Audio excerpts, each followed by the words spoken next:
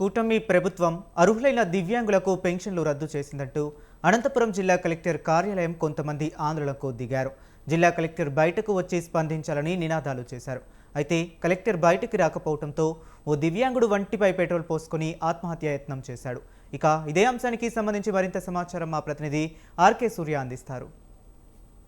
ఆంధ్రప్రదేశ్ రాష్ట్ర వ్యాప్తంగా వికలాంగులు పెద్ద ఎత్తున నిరసన తెలియజేసుకున్నారు. ఎందుకంటే గత ప్రభుత్వంలో ఏదైతే డాక్టర్లు ఎగ్జామ్ చేసిన తర్వాత పెన్షన్లు ఇస్తూ పోయారో, అయితే కూటమి ప్రభుత్వం వచ్చిన తర్వాత ఆ పెన్షన్లను మరింత పెంచుతామని హామీ ఇచ్చారు. అయితే అదేవిధంగా కొన్ని నెలలు ఇచ్చిన తర్వాత ఇప్పుడు ఎవరైతే వికలాంగులు ఉన్నారో వాళ్ళ ఇళ్ళకి నోటీసులు పంపించడం జరిగింది. వాళ్ళ పెన్షన్లంతా ఆపేస్తున్నామంటూ, అదే పనిగా రీవెరిఫికేషన్ కూడా పెట్టుకోండి అంటూ చెప్తున్నారు. ఏదైతే గతంలో దాదాపు 100% వికలాంగం ఉన్నదో అటువంటి వాళ్ళకు తగ్గించేసి దాదాపు 15 నుంచి 20% తగ్గించేసి సగానికి సగం అనేది పెన్షన్లు తగ్గిస్తున్నారు. ఇంకా చాలా మందికి ఏదైతే 60% అట్లుందో 40% బిలో చేసేసి పూర్తిగా పెన్షన్లు నిలుపుదల చేసే ప్రయత్నం చేస్తుంది. దీనికి అంతా కారణం ఏదైతే ఆర్థిక లోటు ఏదైతే ఉందో రాష్ట్ర ప్రభుత్వానికి అది తగ్గించుకునే ప్రయత్నం అన్నట్టయితే మనకు సమాచారం ఉంది. ఇప్పుడు వికలాంగులు ఈరోజు అనంతపురం జిల్లా కలెక్టరేట్ ముందు పెద్ద ఎత్తున ఆందోళన నిర్వహిస్తున్నారు. వాళ్ళతో ఒకసారి మాట్లాడతాం. ఏంటి చెప్పండి, అసలు ఎందుకు పెన్షన్ ఆపడం జరిగింది? కలెక్టర్ గారు వచ్చే వరకు మేము ఇక్కడి నుంచి లేసేదేలే. మా పైన లాఠీ చార్జ్ అనేది కేసులన్నా పెట్టుకోండి. మాకు పెన్షన్ పోయినా ఒకటే, ప్రాణం పైన కూడా ఒకటే.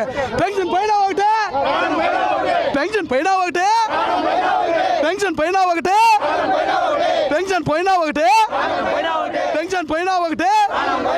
ఇక్కడ చూసామంటే కొంతమంది వికలాంగులు వాళ్ళ పెన్షన్లు ఆపేస్తే వాళ్ళ జీవన భృతి పోతుంది. ఎందుకంటే వాళ్ళకు వికలాంగులు కాబట్టి ఏ పని చేయలేరు. పైగా మెడికల్ వాళ్ళకు చాలా అత్యవసరం ఉంటుంది.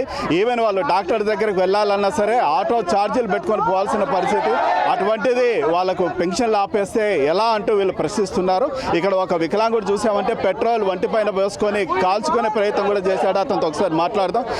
చెప్పండి, మీరు ఎందుకు ప్రాణత్యాగానికి సిద్ధపడ్డారు?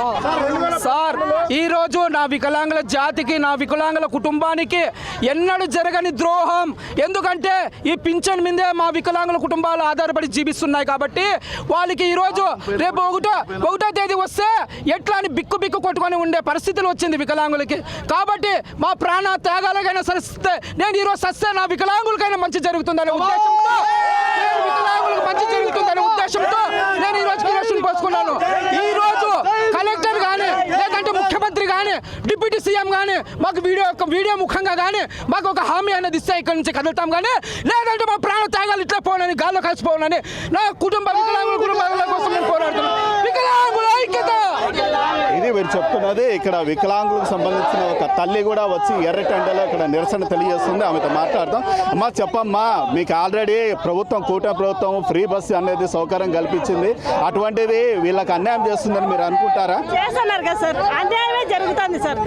అక్కడ ఫ్రీ అన్నారు, ఇక్కడ కొడుతున్నారు. ఇంకేం సార్, మాకేం ఈ ప్రభుత్వం వల్ల ఏం న్యాయం జరిగిందని చెప్పండి సార్, మీరే చెప్పండి. అక్కడ ఫ్రీ బస్ అన్నారు, ఇక్కడ మా పింఛన్లు, మా పిల్లల పింఛన్లు తీసేసినారు. దానివల్ల మాకేం ప్రయోజనము? ఆ బస్ ఫ్రీ బస్ రాకపోయినా చింతలేదు సార్, మా పిల్లలకి న్యాయం జరగాల సార్. ఇదే సార్ మేము కోరుకునేది. ఓకే, ఎంత వస్తా ఉన్నదమ్మా గతంలో? ఇప్పుడు ఏంటి పరిస్థితి? గతంలో 6,000 వస్తుంది సార్, 6,000 కూడా తీసేసినారు సార్. మంచానికే పరిమితం అని 15,000 అన్నారు సార్.